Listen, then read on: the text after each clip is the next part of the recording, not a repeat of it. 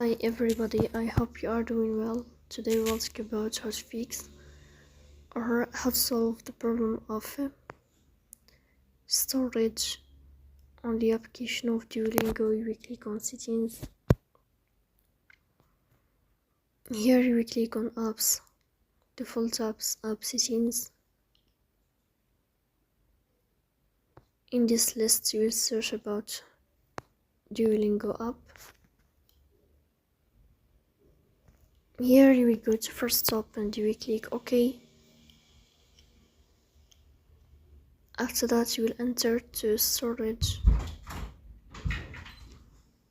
Here you will click on clear cache. In the end you will turn off your phone and you will restart your phone again to fix that problem. So that's all. Don't forget to support us by like and subscribe. See you next time and thank you.